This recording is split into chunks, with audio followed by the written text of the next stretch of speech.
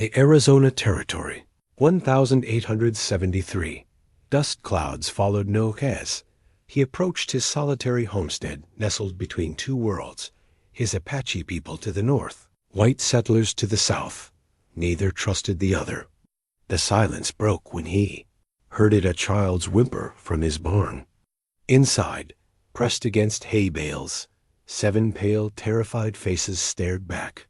Between them lay a woman, her dress dark with blood, her breathing shallow. A massacre survivor. By tribal law, he should report them. By settler suspicion, helping them meant death. But something ancient stirred in Nóġį's spirit as their eyes met. Could one act of mercy heal the wounds between two peoples who had known only bloodshed? Before we jump back in, tell us where you're tuning in from, and if this story touches you, make sure you're subscribed, because tomorrow I've saved something extra special for you. Nóġį stood in the doorway of his barn for a long moment, his weathered hand gripping the leather medicine pouch that hung around his neck. The children huddled closer to their mother as he took a tentative step forward. "Me help," he said in broken English, raising his empty palms to show he meant no harm, no hurt. The oldest boy, perhaps 15, moved in front of the others. His eyes, though filled with fear, showed a determination beyond his years. "Stay back," he warned, his voice cracking. Nóġį knelt slowly, creating distance between himself and the frightened family. He gestured toward the woman, whose breathing came in shallow gasps. "She hurt, need medicine." The woman's eyes fluttered. "Open." Her face, though pale from blood loss, still held beauty and strength. "Thomas," she whispered to the oldest boy, "let him help us." Thomas hesitated, then nodded reluctantly. Nóġį approached carefully. The woman's dress was soaked with blood from a wound in her side. He gently moved the fabric aside to examine the injury. A gunshot wound, the bullet likely still inside. Without proper care, she would not survive another day. "My name?" "Sarah Wilson," the woman managed between pained breaths. "My children." She gestured weakly to each in turn. "Thomas, Catherine, the twins Michael and Matthew, James, Abigail, and little Emma." The youngest, Emma, no more than 3 years old, peeked at Nóġì from behind her brother's leg with wide, curious eyes rather than fear. "What happened?" Nóġì asked, opening his medicine pouch to retrieve herbs that might slow the bleeding. Sarah's eyes clouded with remembered horror. "Our wagon train attacked yesterday morning. My husband, he ... he told us to run while he ... Her voice broke. "We hid in the brush until nightfall, then walked until we couldn't anymore. Found your barn before dawn." Nóġì nodded solemnly. He had heard no reports of an attack, but news traveled slowly in the territory. He crushed some herbs between his fingers, releasing their pungent aroma, and pressed them gently against Sarah's wound. "Who attack?" he asked, though he already feared the answer. "Men on horseback," Thomas answered, watching Nóġį's every move. "Some painted like Indians." Nóġì felt a familiar heaviness settle in his chest. It did not matter if the attackers were truly Apache or not, the settlers would blame his people regardless. And here he was, with evidence of the massacre in his own barn. "We didn't know this was someone's home," Catherine, a girl of about 12, said softly. "We just needed shelter." Nóġì met her gaze. "It good you find here." He touched his chest. "I am Nóġì, means swift eagle in your tongue." Little Emma suddenly moved forward, no longer hiding. "Eagle?" she repeated, her face brightening despite their circumstances. She made a flapping motion with her arms, despite himself. Nóġì smiled. "Yes, little one, eagle." He mimicked her gesture, bringing a tentative smile to her face. The twins, Michael and Matthew, watched this exchange with cautious curiosity. They appeared to be about 10 years old, identical in every way except for a small scar above Matthew's. right eyebrow. James, who seemed to be 8, clung to Abigail, perhaps 5. Both looked exhausted and terrified. "No, sir," his attention to Sarah. "You stay here, not safe. For you, for me." "Where can we go?" Thomas demanded. "There's nowhere safe for 50 miles. Nóġį stood, decision made. The memory of his own family, lost to settler violence years ago, flashed through his mind. His wife, Nóġį, had been heavy with child when the fever took them both. The settlers had brought the sickness, yet she had never shown hatred toward them, even in her final hours. "I have home," he said. "Small, but better than barn. Water there, food." He paused, knowing what he was about to do could cost him everything. Must carry mother. Wound bad. Thomas looked at his siblings, then at his mother, whose eyes had closed again, her breathing labored. "We don't have a choice," he muttered, more to himself than to Nóġį. To the Apache, he said, "If you try anything, no harm come." Nóġį promised. He had lived between two worlds long enough to understand the boy's suspicion. "My word." As Nóġį carefully lifted Sarah, her blood seeped into his buckskin shirt. The children gathered what few possessions they had: a family Bible, a small doll, clutched by Emma, a pocket watch Thomas kept checking, as if time might somehow reverse their tragedy.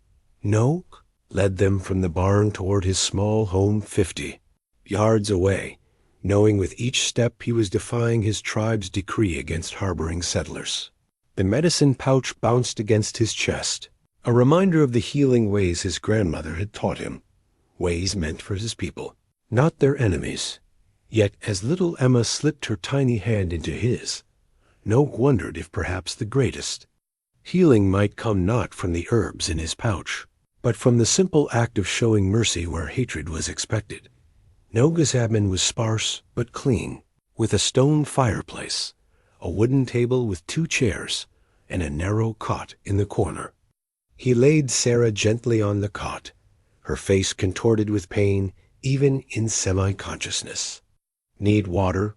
he said to Thomas, pointing to a clay vessel near the hearth. "Special water. Healing." Thomas hesitated, but Catherine stepped forward and took the vessel. "Where do I get it?" Nóġį considered for a moment. His hidden spring was sacred, known only to him, a place where the water emerged cool and clear from between 2 ancient stones, blessed by spirits according to Apache belief. To reveal it to outsiders was unthinkable, yet without it, the healing herbs would lose much of their power. "I show," he decided. "Thomas stay with mother. Others come." Thomas shook his head firmly. "I'm not letting you take my brothers and sisters." "Anywhere. Need many hands," Nóġį explained patiently. "Carry water, herbs, you strongest, stay protect mother." After a tense moment, Thomas nodded reluctantly. Nóġį noticed his hand drift toward his boot, where the outline of a small knife was visible. The boy was cautious, a trait that had likely kept his family alive this far. Nóġį led Catherine, the twins, James, Abigail, and little Emma along a narrow trail behind his cabin. The spring lay hidden in a small grove of cottonwoods, invisible unless one knew exactly where to look. He pushed aside a curtain of hanging vines to reveal a small pool fed by water, trickling from between 2 massive stones. "Whoosh," he said reverently, then translated, "Sacred water, spirit blessed." The children watched in silence as Nóġį knelt beside the pool, praying softly in Apache before filling the clay vessel. He then instructed the children to gather specific plants growing nearby, a yellow flower with healing properties, a certain moss that would help clean the wound, bark from a particular tree to brew for pain. Little Emma approached the pool's edge, fascinated by her reflection in the clear water. Before anyone could stop her, she plunged her small hand in, giggling at the coolness. Nóġį tensed, then relaxed as he watched the child's innocent delight. Perhaps the spirits would not mind this small intrusion. "Pretty," Emma said, pointing at colorful pebbles visible beneath the crystal water. Yes, Nóġ agreed. Very old. Very strong. When they returned to the cabin, Sarah was awake, her eyes clearer though pain lined her face. Thomas sat beside her, knife now openly in hand, but he returned it to his boot when they entered.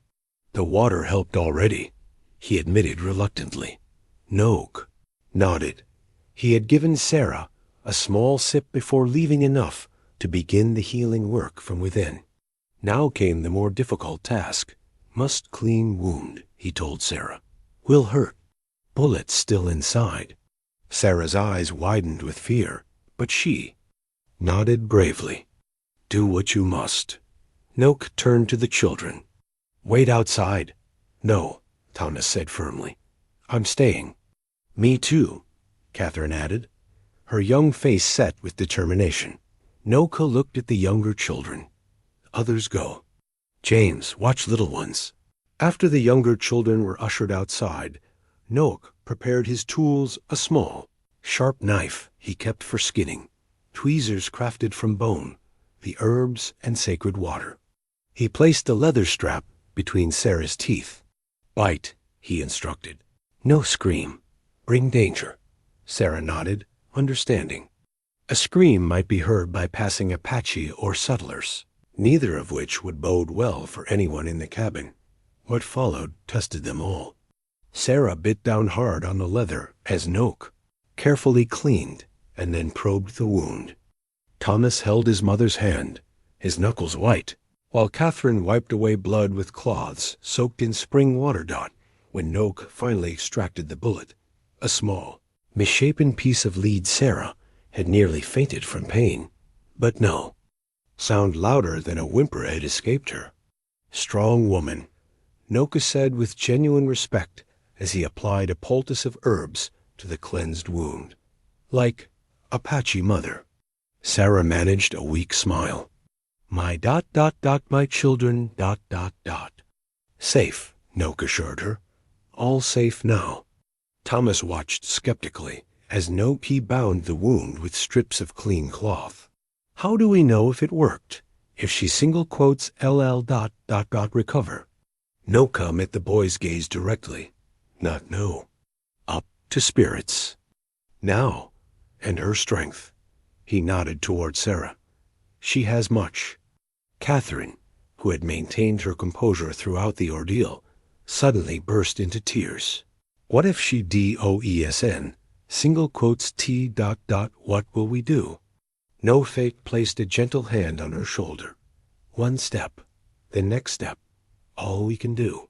Outside, little Emma's voice could be heard chattering happily to her siblings, a stark contrast to the gravity inside the cabin. Life and death, innocence and harsh reality, all under one roof. As Nóġ cleared away the bloodied cloths and tools, he felt Thomas's eyes on him. Why are you helping us? The boy finally asked. Your people and ours ... We're enemies. Nóġ paused, considering how to explain a feeling that transcended the simple words he knew in English. Many years passed, he began slowly. My wife, my child in her belly, die from settler sickness. Much anger in heart then, but anger like poison, kill inside. He touched his chest. Better way. Help life, not take. Apache teaching oldest, deepest.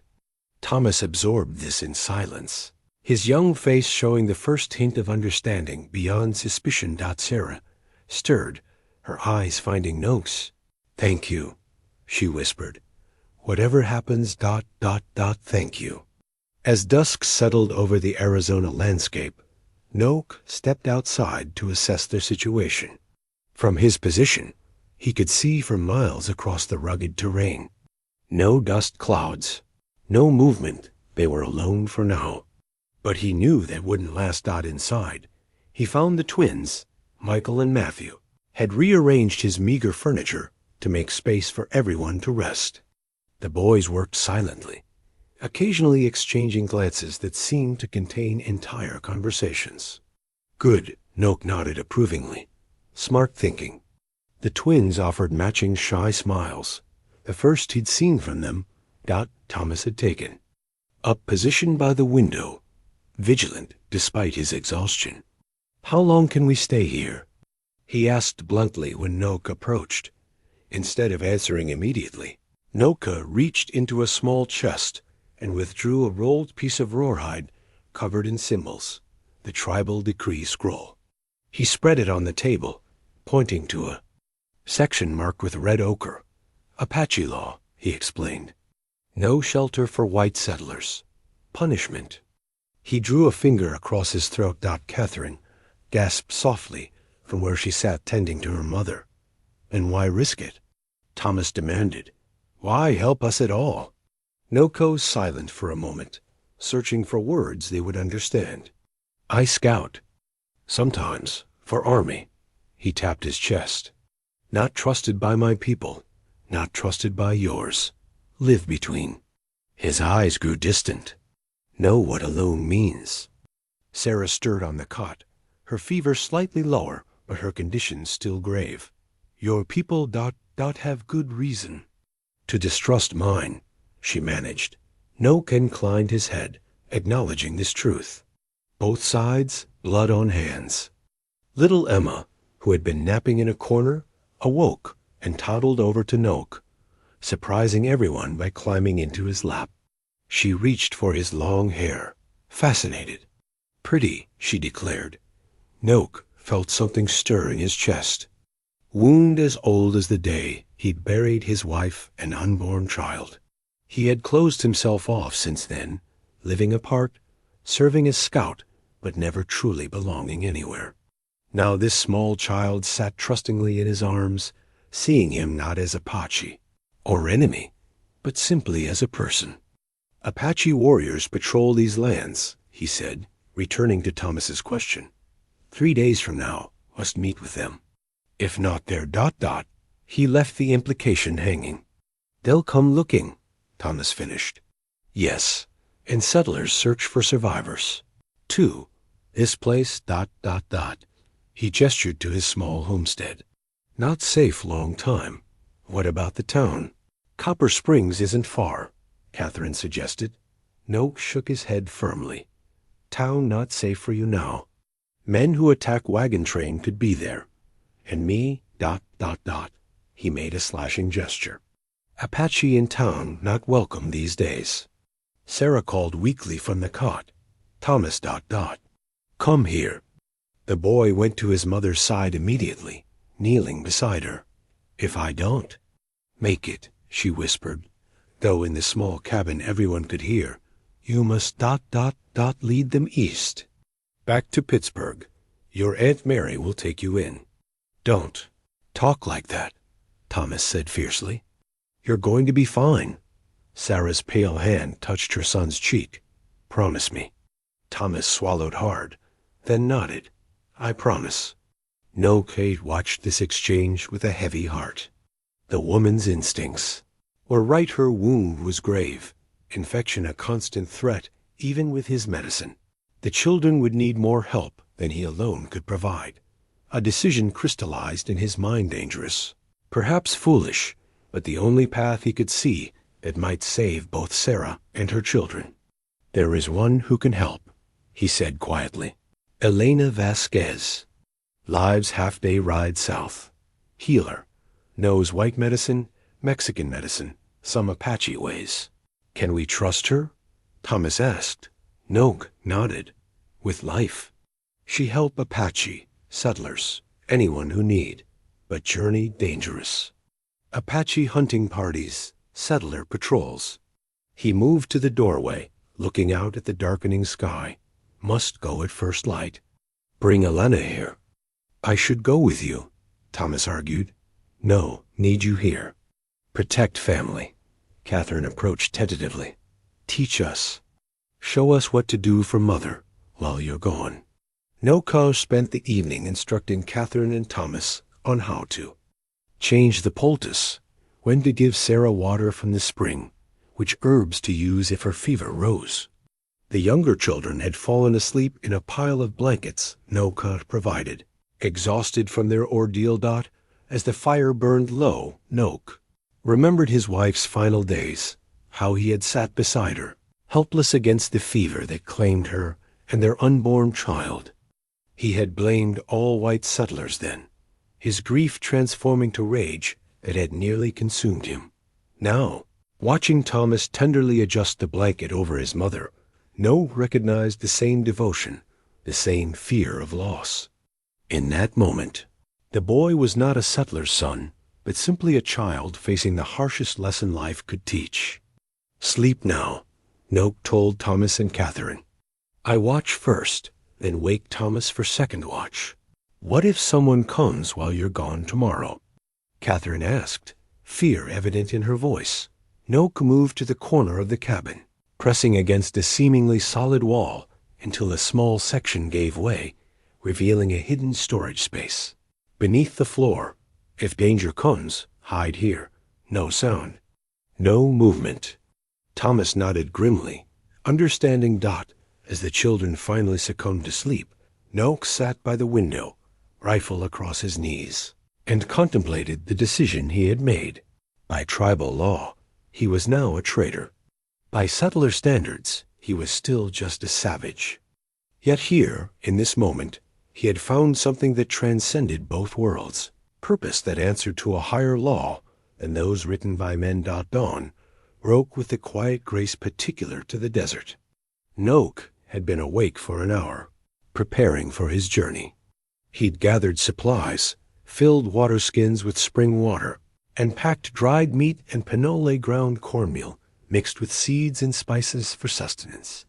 Most importantly, he'd spent the pre-dawn darkness crafting a hand-drawn map on a piece of deerskin, showing safe passages through Apache territory. He marked water sources, dangerous ravines, and areas frequently patrolled by either Apache warriors or army scouts. "If not return," he explained to Thomas as he handed over the map, "this show safe way east. Follow at night. Hide during day." Thomas studied the map intently, tracing the route with his finger. "You've marked Copper Springs," he observed. "You?" "Said it wasn't safe. Last choice only," Nóġ clarified. "If mother much worse. Doctor there." Sarah had passed a restless night, her fever rising and falling. Now she slept fitfully, while Catherine bathed her forehead with spring water. "How will we know if she's getting better or worse?" Catherine asked, her young face lined with worry. Nóġ showed her how to check the wound for signs of infection, how to feel the skin around it for unhealthy heat, how to measure fever by touch. If red lines spread from wound, he demonstrated by drawing lines up Sarah's arm with his finger. Not touching her skin, very bad. Need doctor then. James, the 8-year-old, had appointed himself keeper of the younger children. He organized them now, helping 5-year-old Abigail fold blankets while keeping an eye on little Emma. "What do we do if someone comes?" he asked, his voice steady despite the fear in his eyes. 3 knocks on door. Pause, 2 more me returning, Nóġ explained. "Any other hide?" He pointed to the concealed storage space. No sound. No light. He then demonstrated different bird calls. Owl sound means danger close, but not yet found. Hawk cry means run. Use map. Don't wait. Thomas practiced the calls until Nóġ nodded in satisfaction. The twins, Michael and Matthew, had been quietly preparing food for the day, working in the perfect synchrony of those who shared not just appearance, but thought. "We'll keep watch." "From the back window," Michael said. "We can take turns, so there's always someone looking," Matthew added. Nóġ approved with a nod. Smart thinking. Outside, he checked his horse, a sturdy paint stallion named Bilagana, ironically meaning white man in Apache for its predominantly pale coat. The horse had been with him for 7 years, and understood commands in both Apache and English as he secured his provisions. Nóġ felt a presence behind him. He turned to find Thomas, holding his father's pocket watch. "It's been 20 hours since we found your barn," the boy said, his voice tight. "How long will you be gone?" If all goes well, return tomorrow noon, Nóġį answered. If not by sunset, tomorrow ... He glanced at the map in Thomas's other hand. Then we follow the map east. Thomas finished grimly. Nóġį mounted Bilagana, then fixed Thomas with a serious look. One more thing, signal fire. He pointed to a small pit some distance from the cabin, concealed by rocks. If great danger, light fire. I see smoke. Come fast. Thomas nodded. I understand. As Nóġį prepared to depart, little Emma suddenly darted from the cabin door, running to the horse. Eagle go? She asked, her bottom lip quivering. Nóġį leaned down from his mount. Eagle go. Bring help for mother. Eagle come back. She considered this, then reached into her small pocket and pulled out a smooth pebble she had collected from the spring. For good luck, she said, offering it up to him. Nóġį accepted the gift solemnly, tucking it into his medicine pouch. Strong medicine, he told her seriously. Keep Eagle safe. The child beamed, then allowed Catherine to lead her back to the cabin. With a final nod to Thomas, Nóġį urged Bilagana forward, following a trail that would take him south toward Elena Vasquez's home. He kept to natural cover where possible, alert for any sign of movement across the vast landscape. He had traveled perhaps an hour when he spotted them, a small dust cloud to the northeast, moving in a pattern that indicated Apache hunters. Nóġį guided his horse into a dry wash. Dismounting to reduce their profile, the hunting party was headed straight for his homestead. He had a choice: continue toward Elena's, or circle back to warn the children. His instinct was to return, but reason told him the family needed Elena's medical skill more than his warning. The hiding place would conceal them if they followed his instructions. Watching through a gap in the rocks, Nóġį saw the hunting party change course slightly, no longer headed directly for his cabin, but passing close enough that they might notice signs of unusual activity. He whispered a prayer to the spirits of his ancestors, asking protection for the 7 children and their mother. Then, when the hunters had passed beyond the nearest ridge, he remounted and continued south, pushing Bilagana to a faster pace. The sun climbed higher, beating down mercilessly. Nóġì paused only briefly at midday, allowing his horse to drink from a small seep spring marked on his map. As he filled his own water skin, he caught a glimpse of something that froze his blood, a child's footprint near the spring's edge. Emma had left her mark when they collected water yesterday. If the hunting party found this spring, they would see the print. Questions would follow, and then search parties. Time was running shorter than he had thought. Nóġì mounted again, urging Bilagana to greater speed, the hoofbeats echoing his racing heart. Elena Vasquez's home appeared on the horizon like a mirage, a small adobe structure nestled against rocky outcroppings, surrounded by a garden where medicinal plants grew in careful rows. A thin ribbon of smoke rose from the chimney, indicating she was home. Nóġì approached cautiously, scanning for other visitors. Elena lived alone by choice, but her reputation as a healer drew.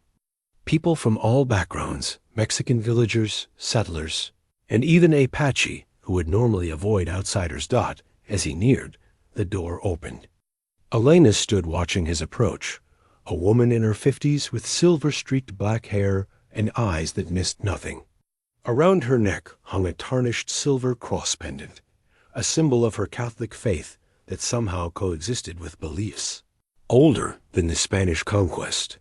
Nóġì, she called in greeting, her voice accented, but her English clearer than his own. It has been many moons. He dismounted, leading Bilagana to the water trough before approaching. Need help, Elena? Emergency. She nodded once, gesturing him inside. Come, tell me. Her home was a single room divided by hanging cloths into spaces for living, healing, and sleeping. Bundles of drying herbs hung from the ceiling beams, filling the air with a complex fragrance. Shelves lined the walls, holding clay pots of salves and tinctures, bandages, and tools both traditional and modern. Nóġį explained the situation as Elena listened without interruption, her weathered hands folded in her lap. A gunshot wound, untreated for nearly a day before you found her, she summarized when he finished. And now you've hidden this family in your home, against your tribe's laws. Yes, you risk much, my friend. Nóġį met her gaze steadily. Children have no part in troubles between peoples. Elena's expression softened. No, they do not. She rose, moving to gather supplies. I will come, but you should know things are tense in all directions. A rider brought news to me yesterday. The army believes Apaches attacked the wagon train. Not possible, Nóġį frowned. No war party sent. Tribal council wants peace talks. Truth matters little when fear speaks louder, Elena said, packing herbs and bandages into a leather satchel. There is a group of settlers vigilantes riding out from Copper Springs, looking for revenge. Nóġį absorbed this troubling news. How many? Perhaps 12 men, armed. She added a small bottle of laudanum to her supplies. The territorial governor is trying to prevent bloodshed. He sent messengers to Apache leaders requesting talks, but military commanders are preparing for conflict. And tribal elders prepare defense, Nóġį concluded grimly. Elena nodded, adding rolls of clean bandages to her satchel. We are caught between angry men with guns, my friend. Not a comfortable place to be. She disappeared behind one of the hanging cloths, emerging moments later, wearing a riding skirt and carrying a wide-brimmed hat.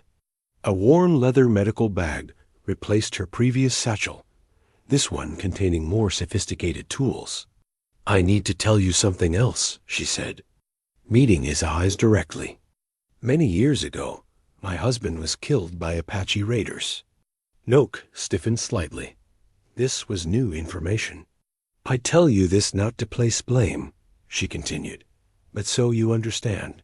I chose to remain here, to heal rather than hate. This land has enough hatred already. Her fingers touched the silver cross at her neck. I buried my vengeance with my husband. But not everyone makes this choice. She strapped her supplies to a sturdy mule, waiting in a small corral behind her home. There are good and bad among all peoples, Nóġį. I have treated Apache wounded by white men's bullets. I have treated settlers wounded by Apache arrows. The blood is always the same color. They set off at a rapid pace, Elena leading on her mule, following a route that avoided both the main trails and known patrol routes. She knew this landscape, as well as Nóġį did, having lived here for more than 20 years.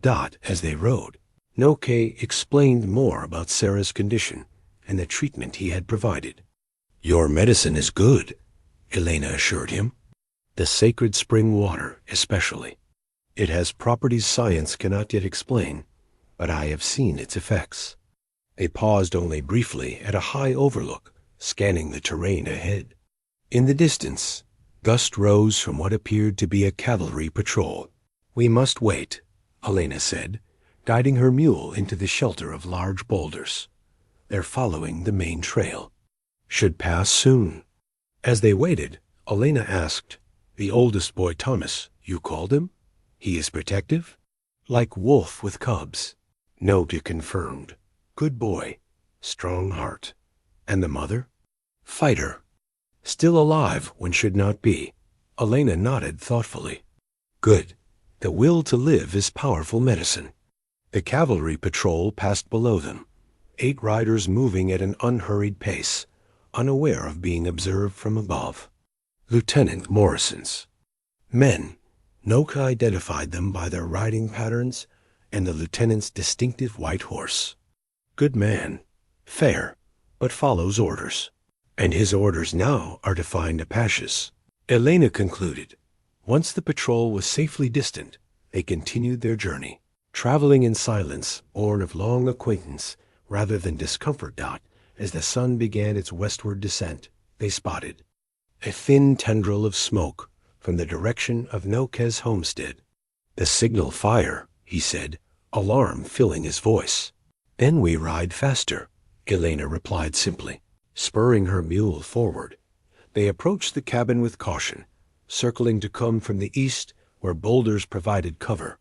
Nóġį dismounted, motioning for Elena to wait as he crept forward. To assess the situation, what he saw nearly stopped his heart footprints around his cabin, the door standing ajar. The signal fire smoldered some distance away, as instructed, but there was no sign of Thomas or the others. He was about to rush forward when a small sound caught his attention, a pebble clattering down the slope behind his home. There, emerging cautiously from rocks, was Thomas, making the owl call they had practiced. Relief washed over Nóġį at the sight of Thomas. He returned the owl call, then motioned for Elena to join him as they approached the boy. "Hunters came," Thomas explained, in a hushed voice. "We hid like you said, but they entered the cabin. Looked around, then left. Didn't find us. All safe?" Nóġį asked urgently. Thomas nodded. "Everyone's still hidden. I came out when I heard horses." "This is Elena," Nóġį introduced. "Healer. Help mother." Thomas acknowledged her with a cautious nod. "Thank you for coming." Elena studied the boy with kind eyes. "You've been brave, young man. Now take us to your mother." Thomas led them to the hidden storage space beneath the cabin floor. Inside the cramped darkness, the rest of the Wilson. Children huddled around their mother, whose breathing had become shallow and labored. Little Emma was the first to emerge when Nóġì called the all clear. She ran straight to him, arms outstretched. Without thinking, he lifted her, an action that felt both foreign and familiar. It had been many years since he'd held a child. "Eagle came back," she said, with the absolute certainty of the very young. "Eagle promised," he reminded her gently. The other children emerged one by one, blinking in the late afternoon light. Catherine immediately began explaining their mother's condition to Elena, speaking with the forced composure of a child who has had to grow up too quickly. "Her fever got worse after you left," she told Nóġì. "We used the spring water like you showed us, but she hasn't woken up properly since midday." Elena was already kneeling beside Sarah, her experienced hands checking vital signs. "Help me move her to the cot," she instructed. Once Sarah was settled, Elena shooed everyone except Catherine from the immediate area. "I need space to work, and one assistant is enough," she said firmly. "The rest of you, prepare food. We'll all need strength." The children obeyed without question, sensing Elena's authority. The twins resumed their cooking duties, while James and Abigail fetched water. Thomas stood guard by the window, unable to relinquish his vigilance. Nóġì found himself with Emma, who had refused to leave his side. She tugged at his hand, pulling him toward a corner where she had arranged small stones in patterns. "I made pictures," she announced proudly, pointing to her creations. Nóġì knelt beside her, genuinely impressed by what he saw. The child had created a charcoal drawing on a scrap of leather, a simple but recognizable depiction of her family standing beside a tall figure with long hair. "Him."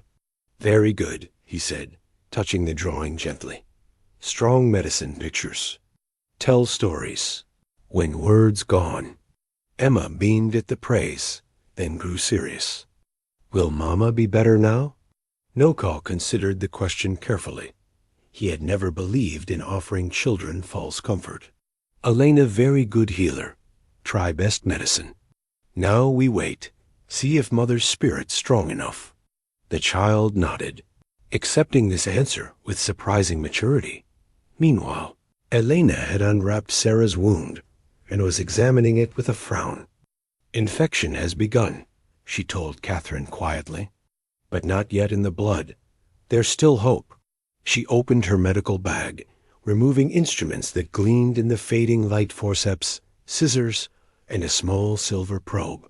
From another compartment, came glass bottles of alcohol, iodine tincture, and a pouch of what appeared to be fine gray powder. "This will hurt her," Elena warned. "Even unconscious, she may cry out. We must be prepared to silence any sounds." Catherine nodded grimly, holding a folded cloth ready. What followed was a delicate operation as Elena reopened the wound, cleaned it thoroughly with solutions that filled the cabin with sharp medicinal smells, and packed it with the gray powder. Mixture of her own creation, they combined conventional medicine with traditional Mexican remedies. Sarah moaned, but did not fully wake, her body too weak to put up much resistance. When Elena finally finished rebandaging the wound, she sat back with a sigh. "Now we wait," she said. "The next few hours will tell us much."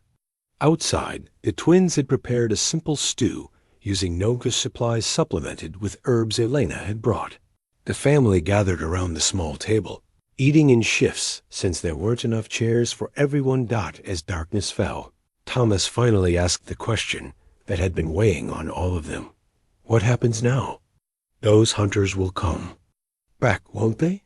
Nóġì and Elena exchanged glances. "Situation difficult," Nóġì acknowledged. "Not safe stay long time." Elena elaborated. "The territory is becoming dangerous for everyone. There are rumors of Apache attacks, though your mother's story suggests it wasn't Apaches who attacked your wagon train." Thomas's expression darkened. "It wasn't. I saw them clearly enough. They had paint on their faces, but they were white men. One of them, double quotes, he hesitated. One of them I recognized from Copper Springs. He worked at the trading post. I'd seen him when our wagon train stopped there for supplies." This revelation hung in the air like gunsmoke. "You certain?" Nóġì asked. Thomas nodded firmly. "I'm certain. They wanted it to look like Apaches, but they weren't." "False flag attack," Elena murmured. "To provoke war. But why?" Catherine asked, joining the conversation. Elena's expression was grim. "Land, money, power. The usual reasons men find to justify evil." After the meal, the children prepared for sleep, arranging blankets on the floor. Nóġì noticed Catherine, developing a slight flush to her cheeks, and mentioned it to Elena. Elena checked the girl's temperature with the back of her hand. A mild fever. "Nothing to worry about yet, but we should keep watch." As the children settled, Sarah stirred on the cot, her eyes fluttering open with more clarity than they'd shown all day. "My children," she whispered. Catherine was instantly at her side. "We're all here, Mother. We're safe." Sarah's gaze found Elena, then Nóġì. "Thank you," she managed. "Both of you." "Rest now," Elena told her gently. "Your body needs to heal." "Am I dying?" Sarah asked directly. Elena took her hand. "Not if I have anything to say about it. But the road back will not be easy." Sarah's eyes held steady. "I've never taken the easy road. I don't intend to start now." Dawn was just breaking when the sound of an approaching horse alerted them. Nóġì, who had been dozing by the window, was instantly alert, rifle in hand. Thomas joined him, peering cautiously through a gap in the shutters. One rider, Nóġì observed, coming fast. Elena emerged from checking on Sarah. "It could be Miguel, my son. I asked him to bring news, if he heard anything important." They watched tensely as the rider approached a young Mexican man in his early 20s, riding with the easy confidence of someone who knew this territory well. He whistled a distinctive pattern as he neared, which Elena returned. "It's Miguel," she confirmed, relief evident in her voice. The young man dismounted quickly, tethering his horse beside his mother's mule. His expression was grave as he entered the cabin. "Trouble," he said without preamble, removing his hat. "Copper Springs is in an uproar. The army posted these everywhere." He pulled a folded paper from his vest, a crude wanted poster showing Apache figures, offering rewards for information about the wagon train attack. Nóġì examined the poster with a deepening frown. The images portrayed Apaches has savage caricatures, nothing like his people. Army moves fast to blame. Miguel nodded grimly. Captain Harris is gathering men. Says he has orders to question all Apaches in the region. Question with guns, Nóġį. Translated bitterly. That's not all, Miguel continued. I spoke with a friend who works at the livery stable. He overheard the men who survived the attack. They described the raiders as painted savages, but one of them mentioned something odd, that the attackers used phrase no Apache would know, because not Apache, Nóġį concluded. As Thomas said, the tribal council knows something is. Wrong, Miguel added. They've sent warriors to protect the outlying camps. The mountains will be crawling with both sides soon. This news settled over them like a dark cloud. Their sanctuary was rapidly becoming the center of a gathering storm. Elena checked on Catherine, whose mild fever from yesterday had worsened. Overnight. This child has typhoid, she announced gravely. Like Papa had last year? James asked, fear in his voice. Elena nodded. It's in the early stages, but she needs proper care. Medicine I don't have with me. Typhoid spread to others? Nóġį asked, concern evident. It can, especially in close quarters like this, Elena confirmed. The younger children are most vulnerable. Sarah, who had been drifting in and out of consciousness, became fully alert at this news. My children, she whispered, trying to sit up. You must get them to safety. Mother, we won't leave you, Thomas insisted. You must, Sarah countered with unexpected strength. Catherine needs a doctor. The little ones need protection from illness. I'm too weak to travel now. Elena and Nóġį exchanged glances, silent communication passing between them. There is a way, Elena said slowly. I could take the younger children to town. As my grandchildren, no one would question it. Dr. Graham knows me, would treat Catherine without asking too many questions. And Thomas? Sarah asked. Stay with Mother, Nóġį said. Boy too known in town. Would be recognized. Miguel cleared his throat. I know a route through Canyon del Muerto. It bypasses the main trails. Army patrols never use it too narrow for horses in some places. I could guide them part way, then circle back. The town isn't safe either, Thomas argued. If what I saw is true, and men from Copper Springs were part of the attack, we'd be walking into danger. Not if no one knows who you really are, Elena reasoned. The children would be disguised as my family, and the need for medical care outweighs the risk. Sarah reached for Thomas's hand. Son, I entrust your brothers and sisters to you. You must decide what's best for them now. The burden of this responsibility showed clearly on the boy's young face. He looked at Catherine, whose cheeks were now flushed with fever, then at little Emma, sleeping fitfully nearby. We can't all stay here, he finally acknowledged, but I won't leave Mother. Then it's decided, Elena said. I'll take Catherine, the twins, James, Abigail, and Emma to town. Thomas stays with Sarah. Nóġį can protect them both. They began preparations immediately. Elena created simple disguises for the children, using spare clothes she and Miguel had brought. She darkened the younger children's fair hair with a mixture of walnut hull stain, and taught them a few basic Spanish phrases to maintain their cover. As her grandchildren, each child was permitted one small possession to take along a doll for. Emma, a carved wooden horse for James, her father's Bible for the twins to share. What about Mother's locket? Catherine asked, fingering the silver pendant around her neck that contained a tiny portrait of their parents. Keep safe, Nóġį advised. Hide under clothes, linked to true family. As Miguel readied the horses, a new sound froze them all, the rhythmic hoofbeats of several horses approaching from the north. Apache warriors, Nóġį identified after listening carefully. Tribal patrol.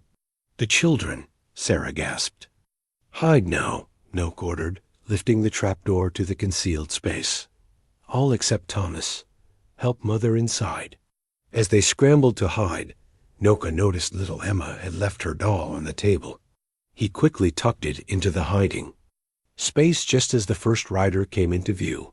He recognized the lead warrior immediately, Subito, his cousin, accompanied by 3 other men from his clan. Their expressions were grim as they approached his cabin. No time for Elena and children. To leave now, Nóġį murmured to Thomas. Hide with others. I talk to warriors alone. The boy hesitated, then nodded, disappearing into the hidden space with his mother. Nóġį stepped outside, raising his hand in greeting to his kinsman, his face carefully neutral, despite the fear gripping his heart. Subito dismounted with fluid grace, his eyes never leaving Nóġį's face. The other warriors remained on horseback, creating a half-circle around the cabin. Their posture was relaxed, but Nóġĩ knew how quickly that could change. "Cousin," Subito greeted in Apache. "You are well?" "I am well," replied, in the same language. "What brings you to my home?" Subito gestured toward the distant mountains. "The council sent us to warn outlying families. There is trouble with the bluecoats. They blame our people for attacking a wagon train." "I have heard this," Nóġį acknowledged.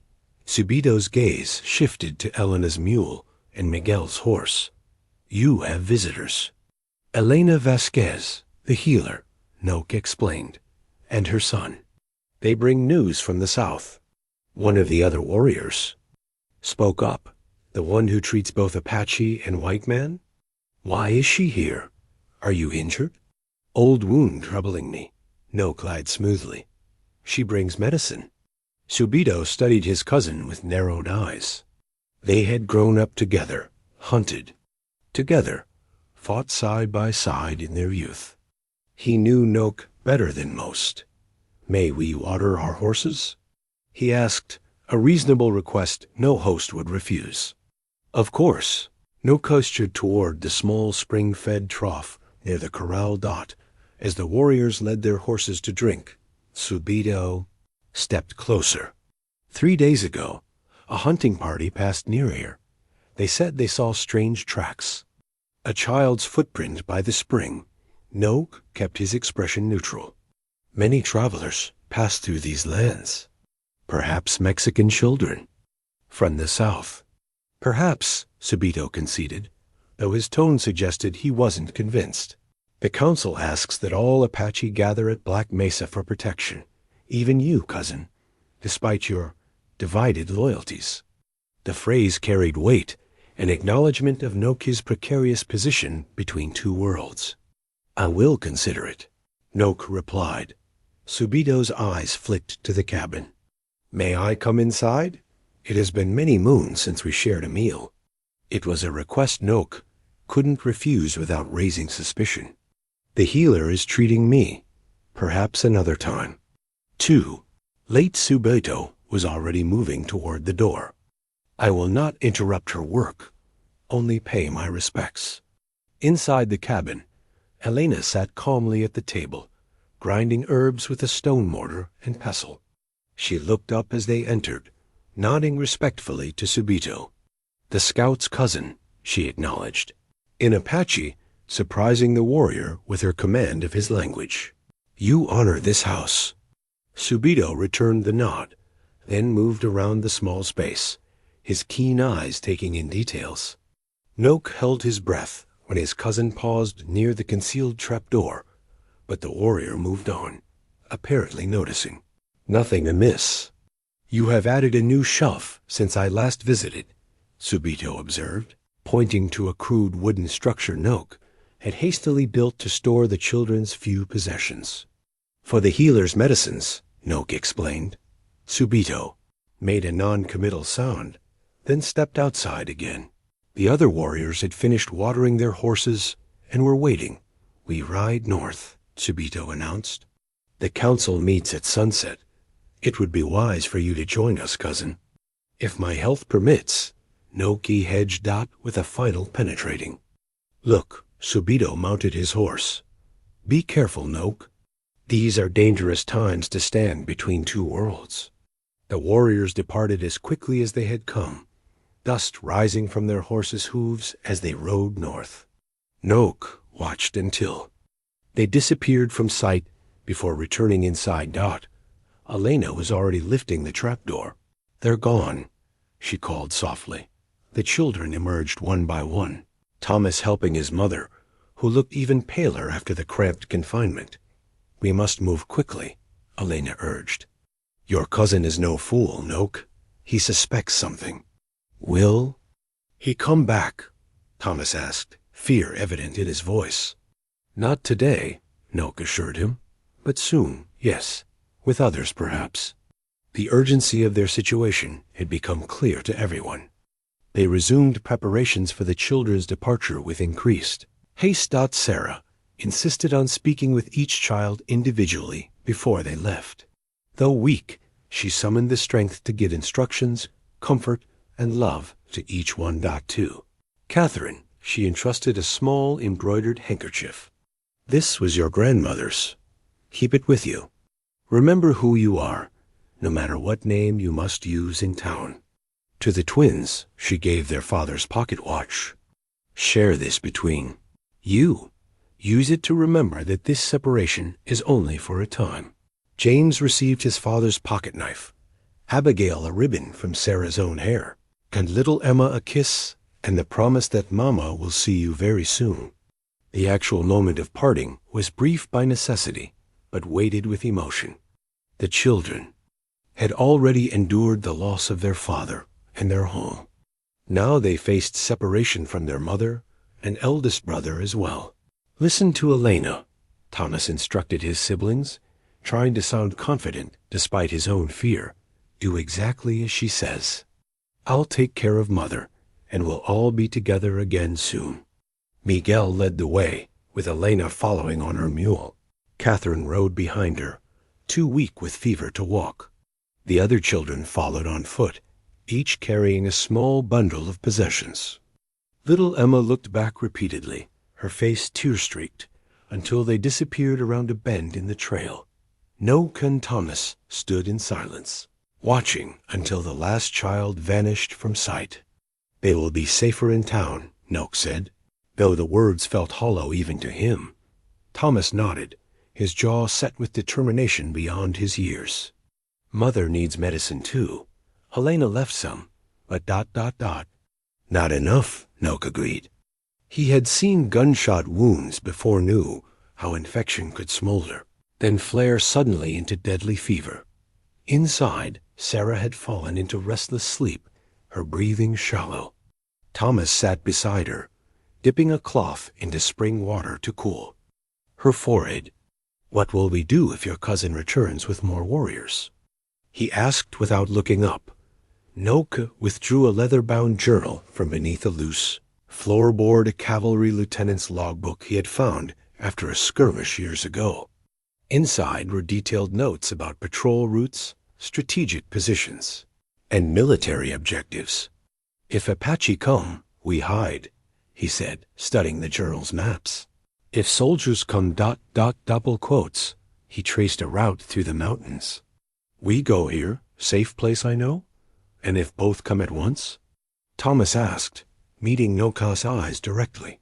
Nóġ had no answer for that.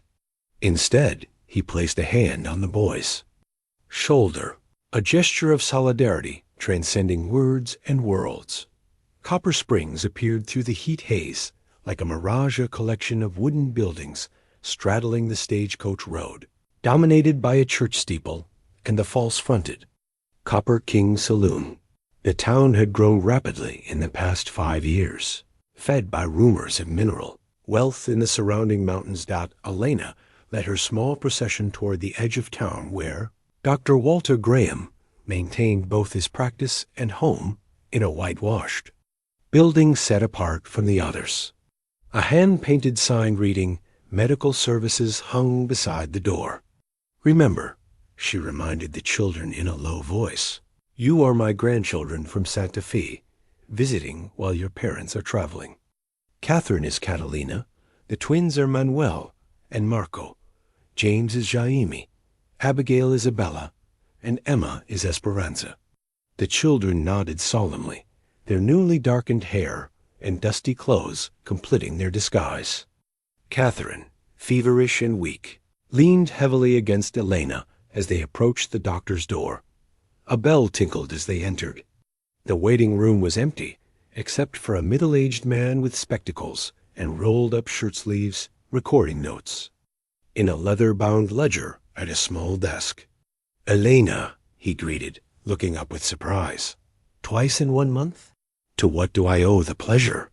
"My granddaughter is ill, Walter," Elena replied. "Fever, abdominal pain. I fear typhoid." Dr. Graham set aside his ledger and approached, professional concern replacing his casual demeanor. "Bring her to the examining room." The doctor's office consisted of 3 rooms, the waiting area, an examining room with a table and cabinets of supplies, and his private quarters beyond. He helped Catherine onto the examination table, his movements gentle despite his large hands. "How long has she been ill?" he asked, pressing a palm to her forehead. 3 days, Elena answered. "Started with headache, then fever." Dr. Graham nodded, continuing his examination while asking questions about symptoms. The other children waited quietly in the front room, each playing their role perfectly, until little Emma tugged at James's sleeve. "When can we see, Mama?" she asked in a clear voice. James quickly hushed her. "Later, M. Esperanza." The doctor paused, looking between Elena and the children with new awareness in his eyes. "Your grandchildren from Santa Fe, are they?" he asked carefully. Elena met his gaze steadily. "Children in need of care, Walter. That's all you need to know." Something passed between them, an understanding beyond words. Dr. Graham had practiced medicine on the frontier for 20 years, treating everyone from Apaches to outlaws to cavalry officers. He had learned when not to ask questions. "The girl has typhoid, certainly," he confirmed. "Early stages, but she needs proper care. Isolation, too, to protect the others." He moved to a cabinet, removing a bottle of medicine. "I'll prepare a room for her upstairs." "We're grateful," Elena said. Dr. Graham lowered his voice. "There's something you should know. The town is unsettled. News of the wagon train massacre has everyone on edge. The Army posted notices offering rewards for information. Captain Harris has men patrolling the streets." "Looking for Apaches," Elena supplied. "Looking for someone to blame," the doctor corrected. Mayor Fulton called a town meeting for this evening to organize a militia search party. This troubling news settled over Elena like a heavy blanket. She'd hoped for at least a day or 2 of quiet recovery before navigating the town's politics. "Perhaps we should move on," she murmured, more to herself than to the doctor. "Nonsense," Dr. Graham said firmly. "The girl is in no condition to travel further. You'll all stay here, or I can monitor her condition and ensure the others don't develop symptoms." His decisiveness surprised Elena. "That's generous, Walter, but not generosity," he interrupted. "Common decency, and perhaps repayment of an old debt." He rolled up his left sleeve, revealing a twisted scar running from wrist to elbow. 10 years ago, I was caught in a blizzard while traveling to treat a patient. An Apache family found me, half frozen, and nursed me back to health. They had every reason to leave the white doctor to die in the snow. Instead, they showed mercy. He rolled his sleeve down again. "I've never forgotten that lesson." While the doctor prepared a room for Catherine, Elena settled the other children in his kitchen with bread and milk. James remained vigilant, watching the street through the window. "Men with guns," he reported as a group of riders passed by. Elena joined him at the window. The riders wore civilian clothes, but carried military rifles. Their faces were grim beneath the brims of their hats. "Looking for survivors," she explained. "And for those they think responsible. But they're looking in the wrong place," James said with a child's forthright clarity. "The men who hurt us weren't Apaches. People often see what they expect to see," Elena told him gently. Later, as dusk settled over the town, voices drifted through the open window, townspeople gathering for the meeting at the church across the street. Elena left the younger children in Dr. Graham's care and slipped out to listen from the shadows. Mayor Fulton, a portly man with a politician's booming voice, stood on the church steps addressing the crowd. The army is doing what it can, but we must protect ourselves. Captain Harris has agreed to deputize willing men to form search parties. Murmurs of approval rippled through the gathering. The savages have gone too far this time, shouted someone. In the crowd, we should burn out every Apache camp in the territory. My brother was on that wagon train, called another voice. His wife and children are still missing. Elena's heart contracted at these words.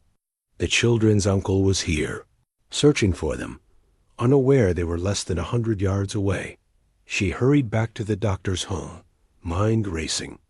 If the children were recognized, questions would follow that could endanger not only them, but Nóġį and Sarah as well. Dr. Graham met her at the door, his expression grave.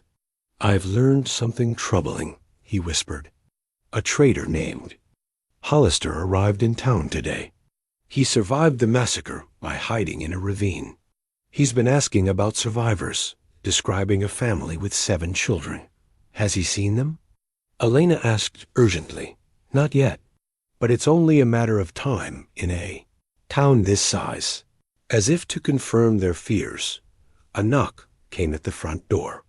Through the window, Elena could see a man in a trail-dusty coat standing on the porch, a man whose piercing eyes scanned the street with the calculation of someone hunting prey rather than searching for lost family. Back at Nóġį's cabin, the afternoon had passed intense vigilance. Thomas alternated between tending to his mother and keeping watch at the window, while Nóġį prepared for various contingencies, gathering supplies they might need if forced to flee, checking his weapons, securing the hiding place in case they needed it again. Sarah drifted in and out of consciousness, her fever neither worsening nor improving. The herbs Elena had left seemed to be keeping infection at bay, but without stronger medicine, her recovery remained uncertain. She was asking for my father earlier, Thomas said quietly as evening approached. She thought he was here. Nóġį nodded sympathetically. Fever dreams. Spirit walks while body heals. The boy looked up, curiosity momentarily displacing worry. Do you believe that? That the spirit can leave the body? Know it, Nóġį replied simply.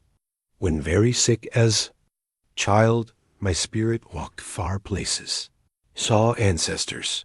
They send me back, say not my time yet. This seemed to comfort Thomas somehow. He returned to his vigil by his mother with renewed determination. As the last light faded from the sky, the sound of approaching horses once again shattered their fragile peace. Nóġį moved swiftly to the window. Apache, he confirmed grimly. Many more than before. Thomas's face paled. What do we do? No time to hide both, Nóġį decided. You go. Through back. Follow Dry Creek bed east. Return when they gone. I won't leave my mother, Thomas protested. Must, Nóġį insisted. Too many warriors. If find you, ask many questions. Your mother too sick to move. The approaching riders were close now, their forms visible in the gathering dusk. Nóġì recognized Subito again, but this time he was accompanied by 7 warriors and an elderly man carrying a ceremonial staff, Nóġì, a tribal elder with considerable authority. Go now, Nóġì urged Thomas. Quick, through back. The boy hesitated only a moment longer, then squeezed his mother's hand and slipped out the rear window, dropping silently to the ground as Nóġì had taught him. Nóġì watched him disappear into the shadows before composing himself to meet the approaching delegation. He stepped outside, raising his hand in greeting. Honored elder, he addressed Nóġì respectfully in Apache. You bring many warriors to visit one man. Nóġì, his face deeply lined with age and wisdom, dismounted slowly. Despite his years, he moved with the dignity of one who had earned respect through countless seasons of leadership. Nóġį, son of Taklashim, the elder replied formally. The council sent me to bring you to Black Mesa. These are dangerous times for our people to live apart from the tribe. I am honored by the council's concern, Nóġį responded, the ritual words flowing automatically, while his mind raced with worry. Subito dismounted next, his expression hard. My cousin has always preferred to walk his own path, he said. To Nóġì, though his eyes remained fixed on Nóġì. Even when that path crosses with the white man's road. I serve as scout, Nóġì acknowledged. This benefits our people. I learn bluecoat ways, their plans. And they learn ours through you, Subito countered. Nóġì raised his staff slightly, silencing further debate. We did not come to judge your choices, Nóġì, only to ensure your safety. I am grateful, Nóġì replied, struggling to maintain the calm demeanor expected in the presence of an elder. But I cannot leave my home unprotected. The council's decision is made, Nóġì said firmly. You will return with us tonight. Subito stepped forward. Unless there is some reason you cannot leave? His tone suggested he already suspected something amiss. My horse needs rest, Nóġì attempted. Yesterday's journey was long. We can wait until morning, Nóġì conceded. Subito was not so easily satisfied. Earlier today, you had visitors. The Mexican healer and her son. Why did they come? Why did they leave so quickly? Before Nóġì could formulate a response, a sound came from inside the cabin, Sarah moaning in her fever. The warriors tensed, hands moving to weapons. You are not alone, Subito stated, moving toward the door. Nóġì stepped into his path. My home, my guest. Who? Subito demanded. Nóġì knew the moment of decision had arrived. Any lie would be discovered immediately. Any resistance would be futile against so many warriors. A wounded woman, he admitted. She needs help. Subito's eyes narrowed. A settler woman? You harbor our enemies while our people prepare for war?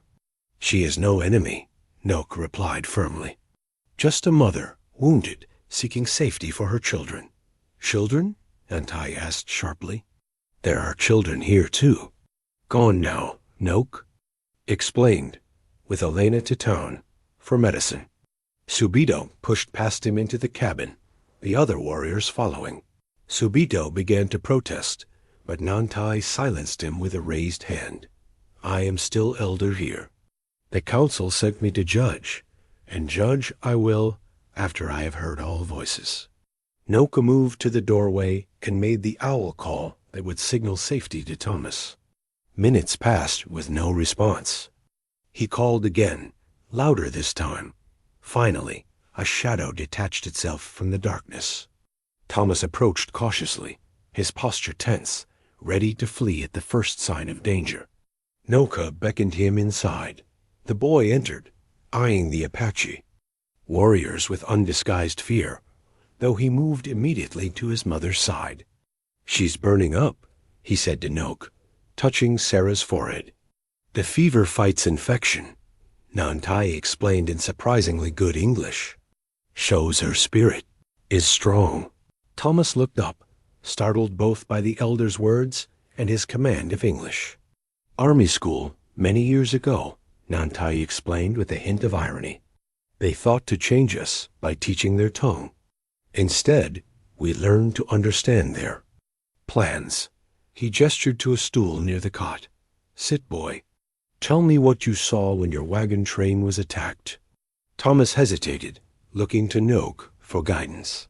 At the scout's encouraging nod, he sat and began his account. We were a day out from Copper Springs, heading east. Our wagon was last in line, because one of our oxen was limping. We'd fallen maybe half a mile behind the others when we heard shooting. Thomas's voice grew strained as he continued. Pa told. Used to hide in the brush while he went to help. Before he left, he made me promise to get Ma and the little ones to safety if he didn't come back. Nantai nodded gravely. A father's last thoughts are always for his children. We waited for hours, Thomas continued. Then riders came, men with faces painted with stripes, wearing feathers. They searched the area, but didn't find us. One of them, ... He paused, swallowing hard. One of them I recognized.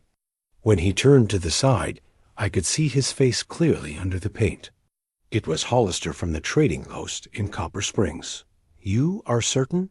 Nantai pressed. Yes, sir. He has a scar here. Thomas traced a line from his ear to his jaw. Can't miss it. And then, the elder prompted. After they left, we found Pa. Thomas's voice broke slightly. He was already gone. Ma got shot when she ran to him. We didn't know how bad it was at first. She kept going all night, leading us away from the trail. By morning, she could barely walk. We found the barn by luck. Sarah stirred on the cot, her eyes fluttering open. Thomas? She called weakly. I'm here, Ma, the boy assured her, taking her hand. Water, she whispered. Nóġį brought the clay vessel of spring water, helping her take small sips. Her eyes widened slightly at the sight of Nantai and the other Apache, but she showed no fear, only confusion. These men ... She began. Tribal, elder and warriors, Nóġį explained. Come for me. Found you. To everyone's surprise, Sarah attempted to sit up. Please, she addressed Nantai directly, her voice thin but determined. Don't blame Nóġį for helping us. The choice was his, but the need was ours. Nantai studied her with newfound respect. You speak well for a dying woman. Not dying today, Sarah countered with unexpected spirit. Too much yet to do. A ghost of a smile touched the elder's weathered face. Perhaps not, he turned to Subito. Bring water for tea. We have much to discuss. As Subito reluctantly obeyed, a commotion outside drew their attention. One of the warriors entered, holding a sealed paper. Found this on a half-blood from town, he explained in Apache. Says he carried a message for Nóġį. Nóġį took the paper, breaking the seal. His brow furrowed as he read the message, then passed it to Nantai, who studied it gravely. Militia rides at dawn, the elder translated for Sarah and Thomas. Searching for Apache encampments and wagon train survivors. They'll come here, Thomas realized aloud. And my people come from north, Nóġį added grimly. We caught between. Sarah's face had grown even paler. The children in town, if they're discovered, the doctor will protect them, Nóġį assured her, though his eyes revealed his doubt. Nantai sat in contemplative silence, his ceremonial staff across his knees. Finally, he spoke. Long ago, when I was younger than this boy, my grandfather told me our people would face a time when the old ways alone would not save us. He said we must learn to see with new eyes, to recognize the path that leads between destruction and surrender. The elder fixed his gaze on Nóġį. You have walked this middle path for many years, cousin of Subito. Some called you traitor. For it, I see now you are scout in more ways than one. He turned to Sarah. Your wound tells its own story. The angle is wrong for Apache weapons. The bullet came from above, not from horseback. And here, he pointed to a dark stain near the bandage. Powder burn, close shot, not raid style. What are you saying? Subito demanded. This massacre was not our doing, Nantai stated firmly, but we will be blamed unless truth is known. He turned back to Nóġį. The children in town, the doctor's home, yes? Nóġį nodded. And this man Hollister, who Thomas recognized, he lives? In town, Thomas confirmed. He's supposed to be the only survivor besides us. Nantai's expression hardened. Convenient that he lives while all others who might identify him died. Except us, Thomas added quietly. Except you, Nantai agreed, the implication hanging heavy. In the air, A sudden sound outside, horses approaching at speed, brought them all to alert. Subito moved to the window. "Riders?" he reported tensely. "Not Apache, not army." Nóġį joined him, peering into the darkness. "Militia," he identified grimly. "Coming early. No wait for dawn." Nantai rose with surprising agility for his age. "We have little time. A decision must be made." The elder's eyes met Nóġį's, a lifetime of tribal wisdom weighing against the immediate threat. "What you have done breaks our law," he acknowledged. "But what these false raiders have done breaks a higher law. Truth must live, even if traditions bend." Nantai's decision came swiftly. "Subito, take 4 warriors north. Warn the council that false raiders work to blame our people. The rest, stay with me." He turned to Nóġį. "We must move the woman to town. She needs their medicine, and her testimony may prevent bloodshed." "Too dangerous," Nóġį objected. "Militia coming now." "Which is why we must act immediately," Nantai countered. "Circle east, use the high canyon. We can reach town by another route before they return." Subito was clearly unhappy with the plan, but would not openly challenge the elder. "And if you meet soldiers? Then we will see if their captain remembers." "The meaning of justice," Nantai replied. With no time to waste, they prepared for the journey. Nóġį and Thomas quickly gathered essential supplies, while the warriors fashioned a travoia, triangular frame of poles with a hide stretched between them that could be pulled behind a horse to transport Sarah. "Will she survive the journey?" Thomas asked anxiously as they carefully moved his mother onto the travois. "Spirit strong," Nóġį assured him, though his eyes revealed concern. The movement had caused Sarah's wound to begin bleeding again, a dark stain spreading across her bandages. To everyone's surprise, Subito approached before departing with his group.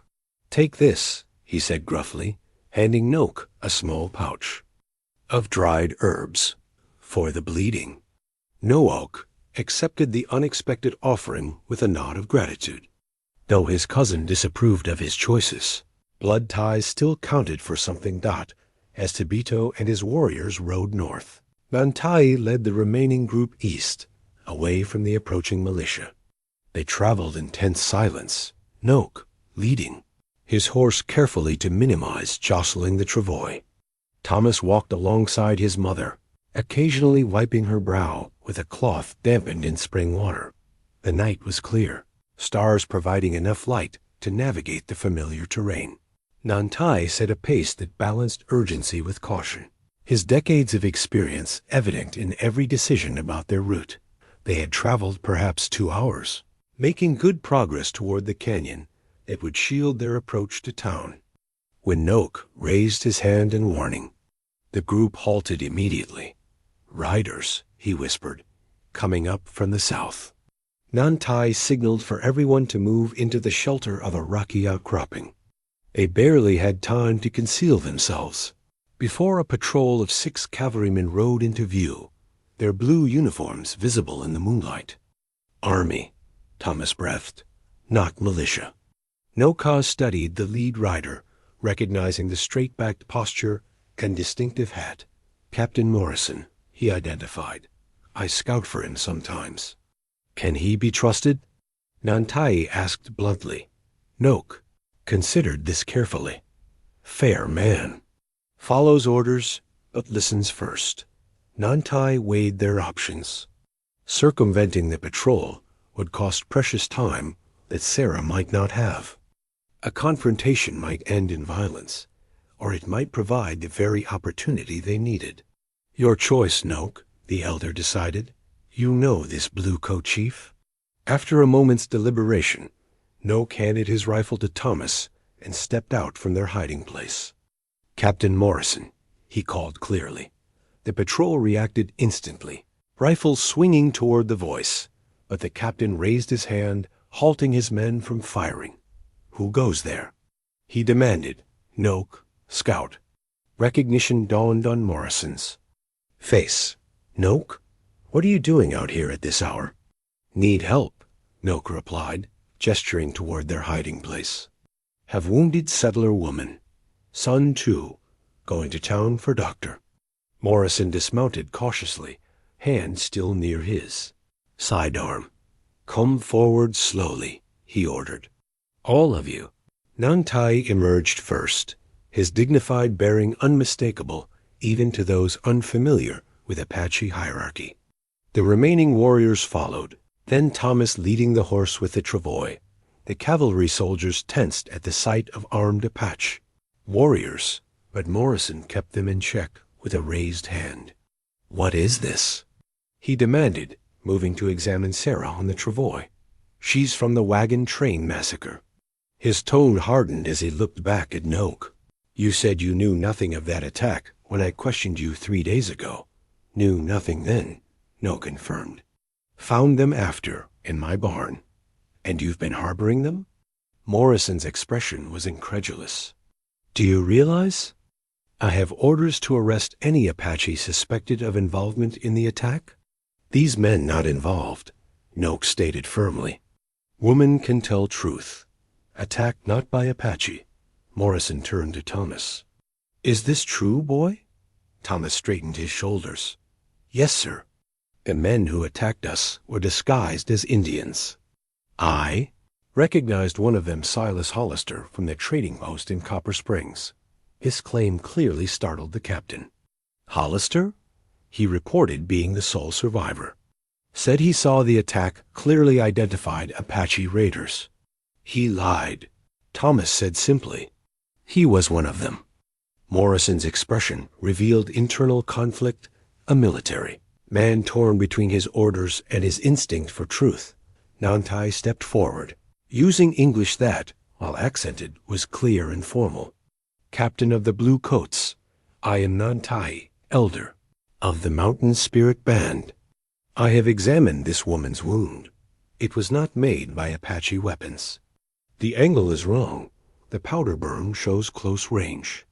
You could be protecting your people, Morrison countered, though with less conviction. My people need no false words, Nóġį replied with quiet dignity. We have fought settlers openly, when necessary. We have made peace when possible. We do not disguise ourselves to create blame. Sarah stirred on the travois, her eyes opening. Captain, she called weakly. My husband served under General Crook in 71. He would tell you. The Apache fight with honor, face to face, not like the cowards who killed him. Morrison removed his hat, a gesture of respect for both her condition and her words.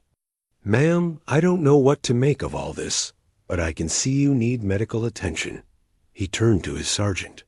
We'll escort them to town. Send Peters ahead to alert Dr. Graham. Sir, the sergeant objected, regulations state that any Apache off reservation during hostilities should be detained for questioning. I'm aware of regulations, Sergeant, Morrison replied crisply. I'm also aware that a woman is dying while we debate them. He turned back to Nóġį. You and the boy can come. The others should return to their territory. I stay with them, Nóġį stated firmly. My authority protects them from both your soldiers and my warriors. The standoff might have escalated had Sarah not cried out suddenly, a fresh wave of pain, overwhelming her stoicism. The sound seemed to decide matters for Morrison.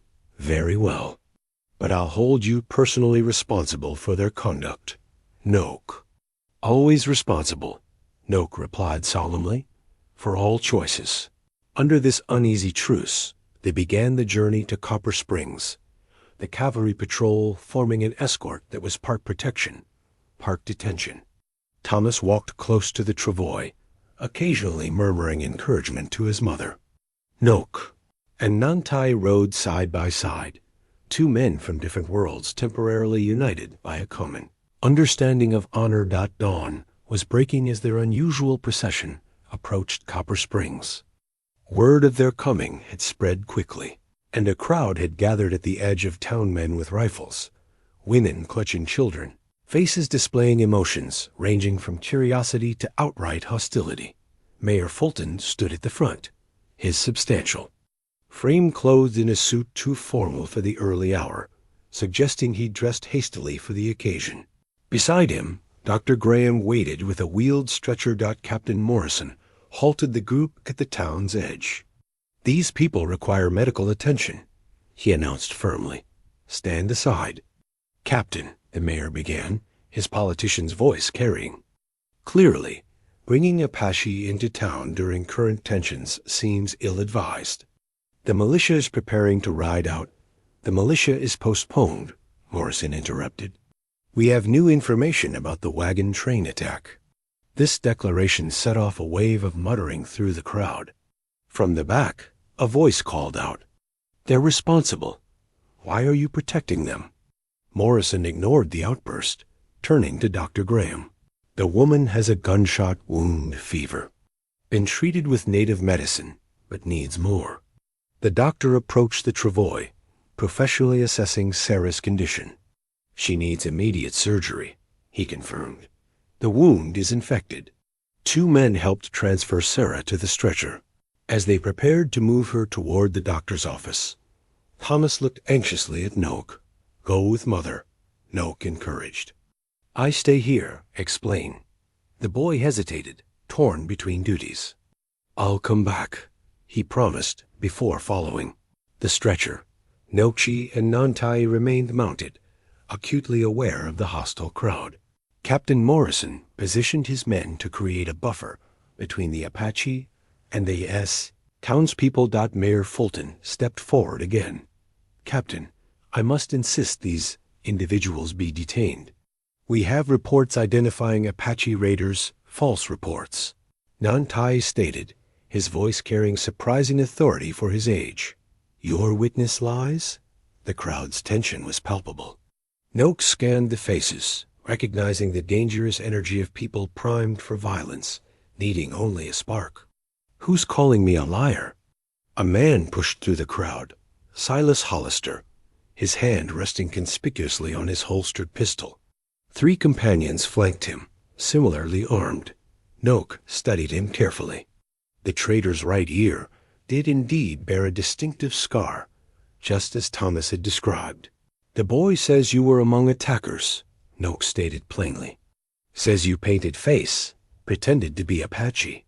Hollister's face darkened with manufactured outrage. "That's absurd. I barely escaped with my life, all these savages slaughtered. Women and children. Then why woman who escapes a different?" Nóġį challenged. "Why boy recognize you?" "The woman is delirious with fever," Hollister dismissed. "And the boy is confused, traumatized." The confrontation might have escalated immediately had Elena not chosen that moment to emerge from the doctor's house, stepping confidently into the tense gathering. "Captain Morrison," she greeted formally. "Mayor Fulton. I believe I can shed some light on this situation." Her unexpected appearance momentarily redirected attention. Elena positioned herself deliberately between the opposing factions. "I have been caring for the Wilson children since yesterday," she revealed. "All 7 of them are safe at Dr. Graham's home." This announcement caused a stir. Several people in the crowd began talking at once. "The surviving Wilson children have quite a story to tell," Elena continued when the noise subsided. "One that matches exactly what the Apache are saying." Hollister's expression flickered briefly before he reasserted control. More confusion. Children see what adults tell them to see. "Perhaps," Elena conceded, "but ledgers don't lie."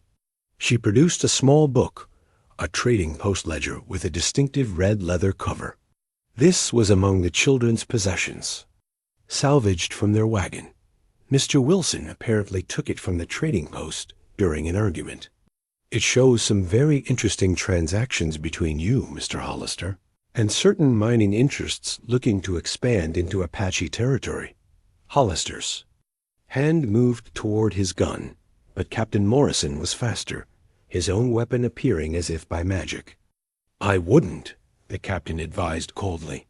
The crowd's mood was shifting, uncertainty replacing certainty as the confrontation unfolded. "This is nonsense," Hollister blustered, though his confidence was visibly eroding. "That book proves nothing." "Perhaps. Not by itself," Morrison agreed. "But combined with witness testimony." As if on cue, Thomas emerged from the doctor's office, standing straight despite his exhaustion. "My father discovered Mr. Hollister was selling rifles to both sides, to the army, and to renegades. He was planning to report it in Fort Bowie. That's why Hollister joined our wagon train, to silence him. One of Hollister's companions broke under the mounting pressure. It wasn't supposed to go like that, Silas. You said no one would get hurt. Just scare them into turning back." "Shut up, Matthews," Hollister snarled, but the damage was done. The mood of the crowd shifted palpably as the truth began to emerge. Captain Morrison signaled his men to take Hollister and his companions into custody. "Mayor Fulton," the captain addressed the now deflated politician, "I suggest you cooperate fully with my investigation. If I find town officials were involved in this conspiracy, ... The threat hung unfinished, but understood. Through all this, Nóġį remained watchful, alert for any threat to Nóġį or himself. Now, as the immediate danger passed, his thoughts turned to the Wilson children. "The little ones," he asked. "Elena, they are well?" "Catherine's fever broke this morning," she reported with a smile. "The others are fine, though Emma has been asking for Eagle constantly." For the first time in days, Nóġį felt something ease in his chest. He exchanged a glance with Nóġį, who nodded slightly permission to see his charges dot as Nóġį dismounted to follow Elena.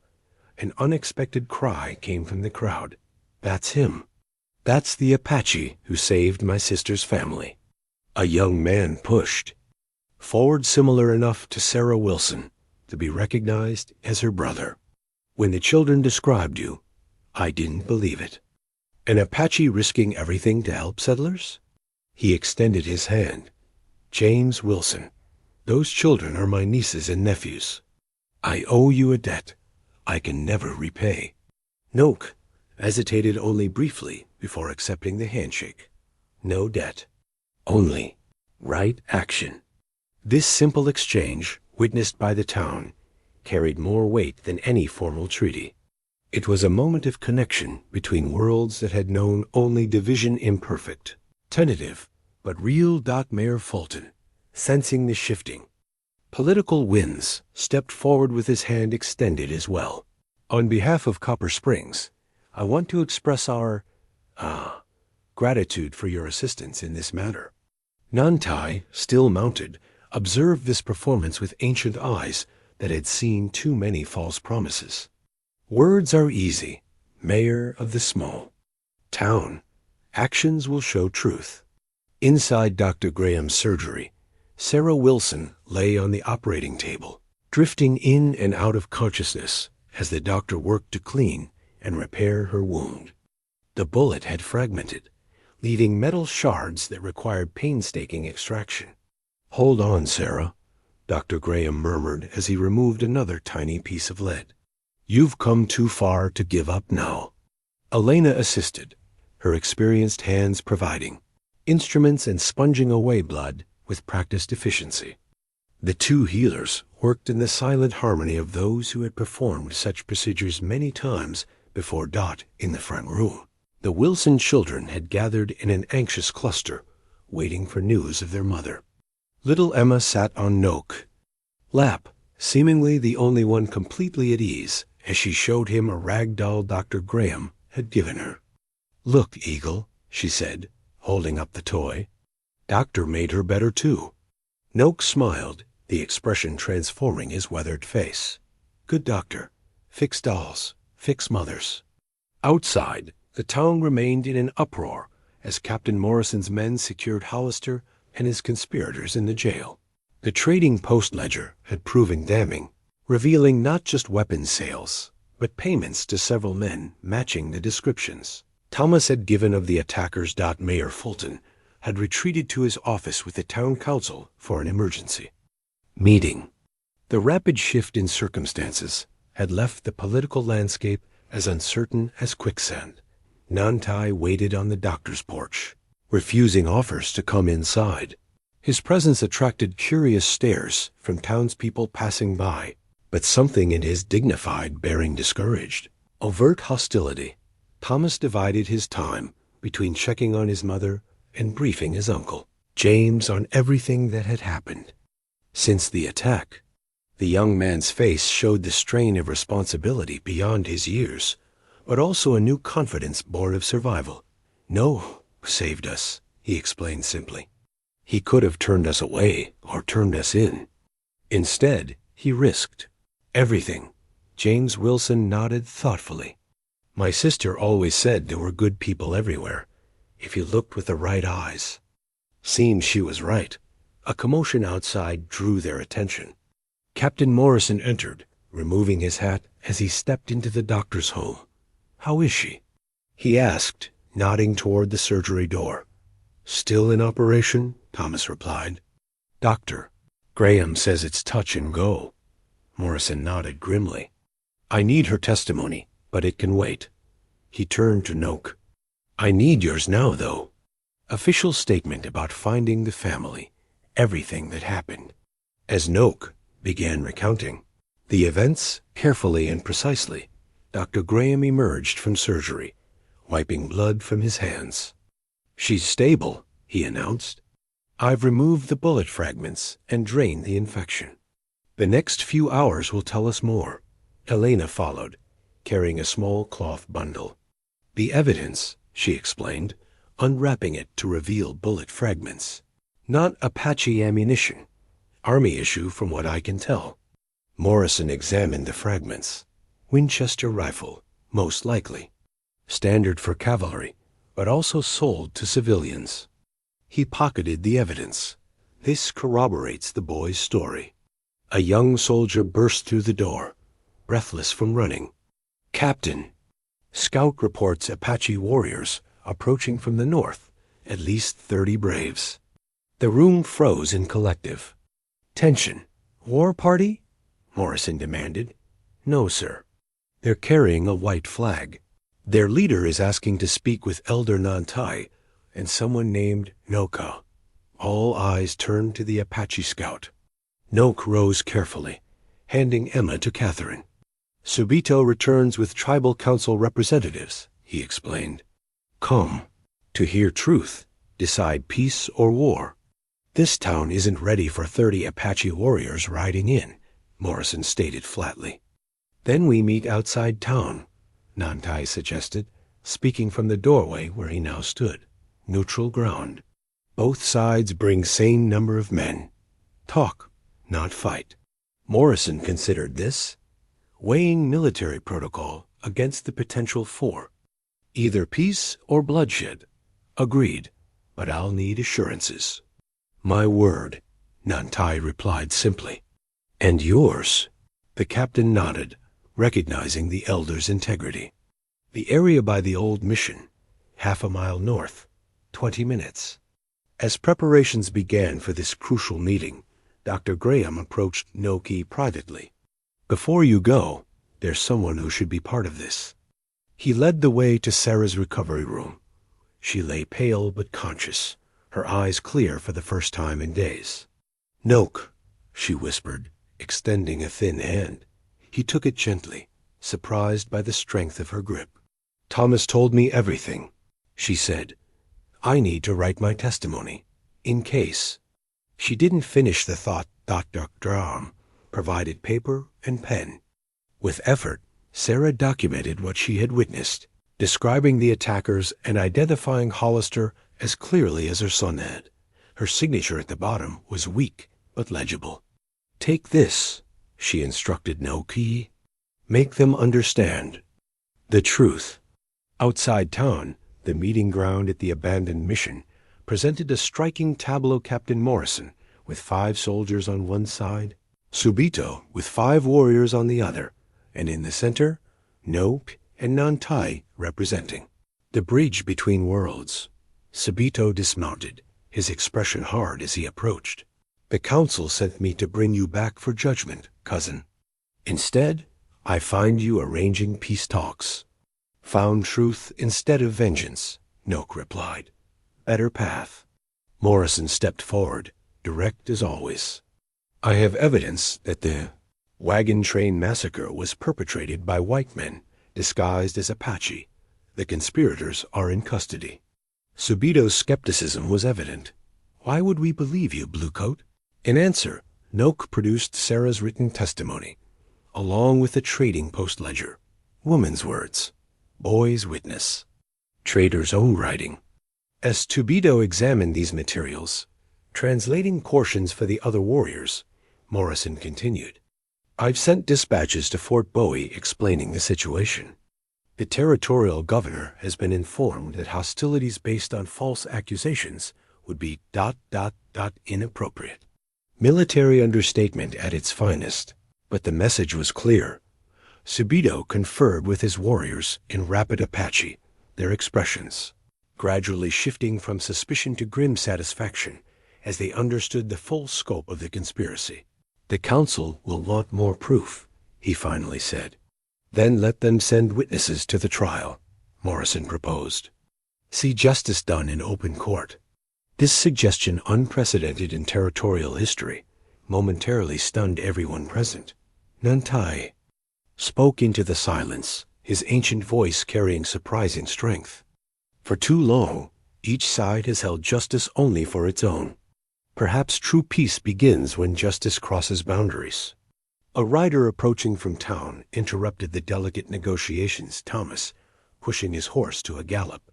Apache warriors. To the east, he shouted as he reined in.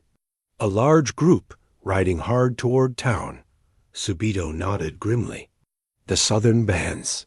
They would not wait for the council's decision. The fragile peace hung by a thread. Warriors coming in anger would see soldiers and assume the worst. Townspeople would respond with fear and firearms. We must stop them, Nóġį said, turning to his horse. Morrison grabbed his arm. How? They won't listen to me. And you're one. Man, Nóġį met his gaze steadily. One man with truth is stronger than many with lies. Nóġì rode eastward at full gallop, Nóġį and Subito flanking him. Behind them, Captain Morrison and his men maintained a respectful distance close enough to assist if needed, far enough to avoid appearing threatening. They crested, rise overlooking the eastern approach to Copper Springs. Below, perhaps a quarter-mile away, rode 20 Apache warriors, their expressions set with the grim determination of those prepared for conflict. Nóġì leads them, Subito identified. The front rider, Black Mountain Band. His brother was killed by settlers last summer. Nóġį nodded grimly. Nóġì was known for his fighting prowess and his hatred of white encroachment. Reasoning with him would not be easy. Nóġì straightened on his horse, raising his ceremonial staff high. The ancient symbol of elder authority caught the morning. Sun, impossible to miss or ignore. The approaching warriors slowed, then halted, recognizing the significance of the elder's presence. The three rode down to meet the war party. Nóġì's face revealed surprise at finding Nóġì and Subito with the scout known to work with bluecoats. What is this? He demanded in Apache. We heard our people were blamed for attacking settlers. We come to fight, not talk. Fighting is easy, Nóġì replied, his voice carrying the weight of decades. Truth is harder. He gestured toward Nóġì. This man found the real story. White men attacked their own, painted faces to blame Apache. Disbelief crossed Nóġì's features. More settler lies. After the meal, Nóġì and Sarah walked to the edge of the property, where a stone marker stood at the boundary between town lands and the territory still recognized as Apache. The marker, inscribed in both English and Apache, commemorated the events of the previous year and the peace that had followed. Subito asks when you visit tribal council again, Nóġì mentioned. Elders want to hear about new planting methods. Sarah smiled at the thought of her former antagonist. Subito had remained suspicious longest among the Apache leaders, but her determination and knowledge of farming had eventually earned his grudging respect. "Tell him when the corn is higher than a man's knee," she replied. "That's the right time to demonstrate the techniques." They stood in comfortable silence, watching the sun begin its descent toward the western mountains. So much had changed in a year, yet the land remained as it had always been, demanding respect, punishing carelessness, but rewarding those who approached it with understanding and patience. "Did you ever imagine this?" Sarah asked suddenly. "That day when you found us in your barn, did you ever think it would lead here?" Nóġį considered the question with his usual thoroughness. "No," he admitted finally. "Saw only need, danger, not future." He gestured toward the distant mountains, like crossing unknown territory.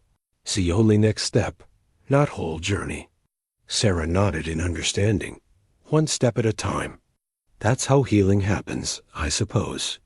In the distance, they could see a group of children playing near the commemorative stone. Local settler children and Apache children from a nearby camp engaged in some complicated game involving much running and laughter. The scene would have been unimaginable a year earlier. "Your husband would be proud," Nóġį said quietly. "Of children, of you." Sarah's eyes glistened with unshed tears, but her voice remained steady. "And your wife? What would she think of all this?" Nóġį rarely spoke of Nasha, the wife he had lost so many years ago, but Sarah was perhaps the only person with whom he had shared that grief. She would say. He paused, finding the words. "That life finds way, like water in desert. Underground, unseen, but always there, waiting for right time to come to surface." As the sun touched the horizon, casting long shadows across the land, Sarah Wilson and Nóġį stood side by side, not as settler and Apache, but as two people who had discovered that the boundaries between worlds were more permeable than anyone had believed possible. One act of mercy, offered when only bloodshed was expected, had altered not just their lives, but the future of an entire community. Little Emma's voice called from the house, breaking their reverie. "Mama, Eagle, come see what I made." They turned toward home, walking together along the path between two worlds.